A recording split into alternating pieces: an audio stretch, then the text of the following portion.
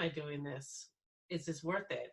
You start thinking all these things in your head, but then, like you said, but you have those people, the positive people in your life that keep pushing you and finding that drive for you. And I think that absolutely does make all the difference in the world, because entrepreneurship is it can be lonely.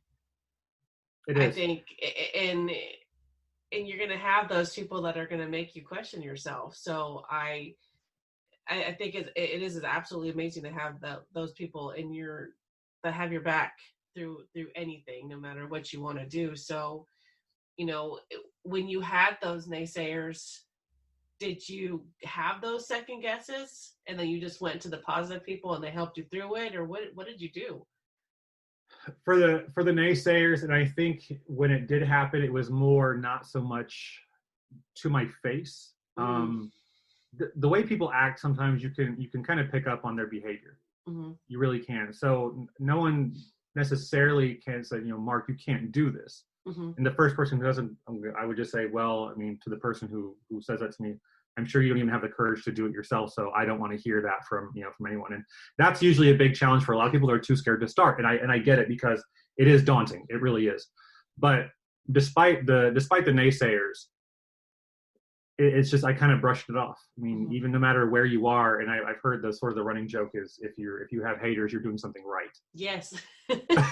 So I really wish I knew who said that specifically, but with that being said, I listened, and the second guessing yourself is something that happens a lot, because I'm sure you've heard the term imposter syndrome before. Yes. And that's not just limited to the tech industry. It's in a lot, whether it's musicians, you name it. Anyone who's really just going out there and trying to do something bigger than themselves, they're gonna feel that way, and it's not easy to overcome. But something that's really not talked about, that I've seen only a few articles, is really like the mental health of people who are starting businesses or who are going out there to really kind of sell their craft or whatever it is, like I said, whether it's musicians, tech founders, any sort of small business owner, whatever it is.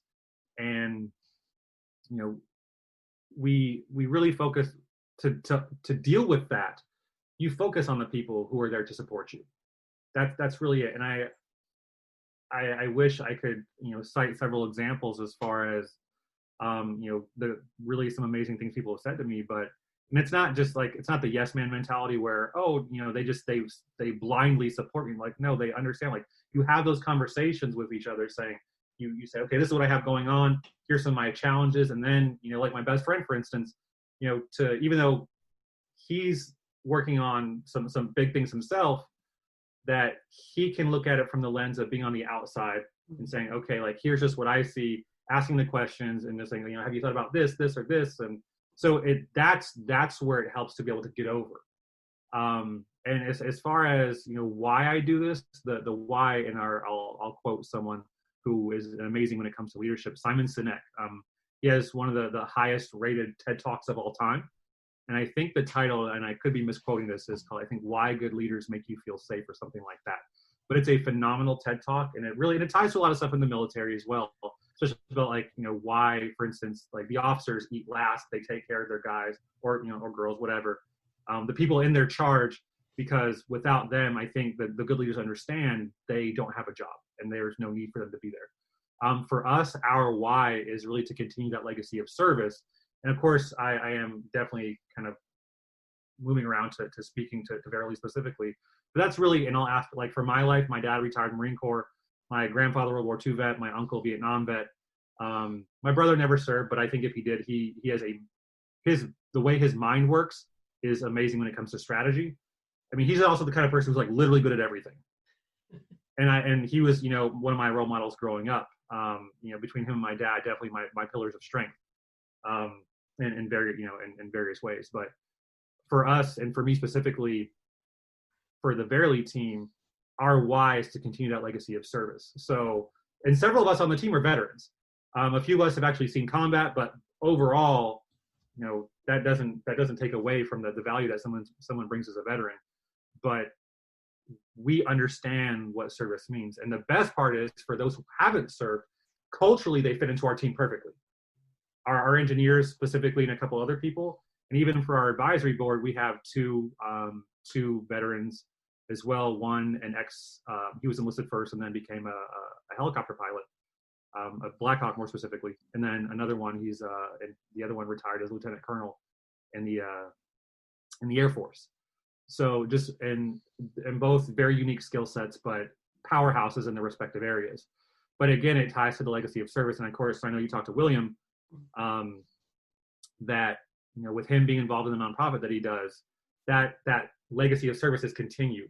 Yeah. And even, the other, and our other advisor, who's the other veteran, I mean, him and his wife are involved in nonprofit work as well. Several of us on the team have either done internships, volunteer time, done advocacy, you name it. We still are involved in some measure of service to our fellow human being, no matter what that looks like. So it's the why is really important. And of course, the other thing is people, and Simon Sinek again, people don't really buy what you sell, they buy why you do. And that story really matters. And for us, I mean, we are our story. A lot of us come from blue collar families. I think back then, before the knowledge economy, before tech was really big, everyone said, my parents included, we're just as guilty that, hey, you need to go to college to make something of yourself. But that is definitely not the case, especially right now. Tech aside, there are some blue collar jobs out there, and for the job I have, I do well. But there are people who are in the blue collar world who make way more than I do. So, and those are the people ultimately who made this country what it is. They built the highways that allowed the United States to grow economically. They built the skyscrapers, the railroads, industry, you name it. Those are the people who made this country what it is. And I think you could kind of almost qualify it as the forgotten America, because everyone thinks they see the coasts and all these amazing jobs in the tech industries, but what they fail to understand is without industry, without the blue collar workers, without all of that, we wouldn't have what we do now. Because it's still, even though there might be an engineer behind the people who make microprocessors and chips to run computers, without that, the United States wouldn't be the leader in technology. So people really lose sight of that, and our why really wants to bring that to light and saying, okay, the 67% of Americans with no college education, which is a staggering statistic, yet every major jobs platform primarily caters to people with degrees of any kind. That, hey everyone, we're here to uplift, support, and provide this service for you. So that way and even though there are 40 million now, if you include last week's numbers, which will come out Thursday of this week, I followed the pattern. Based on the numbers and the trend, even though the numbers of unemployed are going down that they filed, every week, we're at 40 million people. Oh my gosh. In another month, we will be at depression level unemployment. And I never thought I'd see that in my lifetime. But again, our why is to continue that service no matter what that looks like. Yeah. And with the team we have, the advisors we have, we're out there to really provide something truly of value that matters to people, where they can secure their well-beings and their livelihoods, because ultimately, at a fundamental level, that's what matters. If you can't provide for your family, what can you do? Right. So many valid and just amazing points that you pointed out there. It's really sad what's going on, but I really love how you stated people won't necessarily buy what you have, but why you have it. And I think that's so important.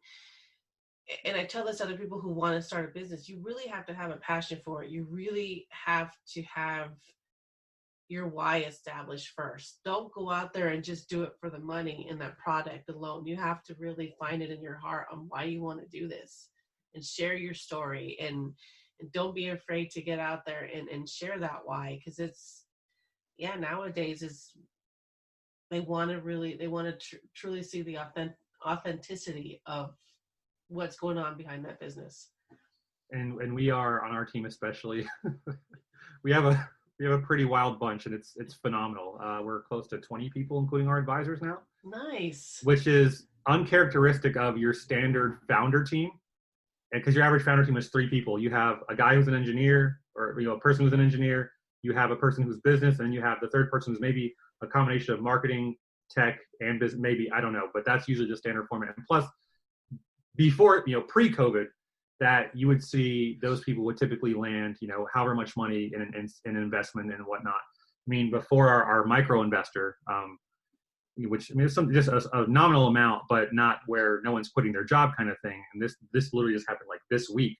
Before the 7 months prior, everyone, I mean, right now everyone's working only for ownership of the company. Mm. That's it. We have no institutional investors, nothing. And it's been that passion. And even a couple of our engineers, you know, they took a year off because they had done well for themselves, you know, and we're talking, you know, these guys are literal rock stars. Our engineering team is really set. I mean, to kind of quote from my military days, like a slogan or motto that the unit had was second to none. Yeah. Okay. And the guys are amazing. They're absolutely phenomenal. And they had taken a year off from regular work to work on passion projects. And I happened to meet them right in the middle of it. Wow. So they had foregone income to work on this. They believed in it that deeply. They had taken the risk with us. I mean, most of us have full-time jobs, but those two specifically, we have 4 engineers total, but those two specifically, that Verily has been their full-time job. Wow. And they are that's amazing. The guys are really amazing, just very, you know, down to earth. Well, creative too. One of them, he's a painter, and his work is phenomenal. I mean, I can't wait to buy some. But just we have that sort of that cohesion in that team. But where we are though, it has been the dedication. I can tell you, if it were about money, I would have quit quite a while ago because I've lost so much of it. Yeah. That's just the reality. I'm sure I made some mistakes along the way, and I can own that. But it's been a learning experience, fundamentally a learning experience. So I wouldn't say it never was a mistake.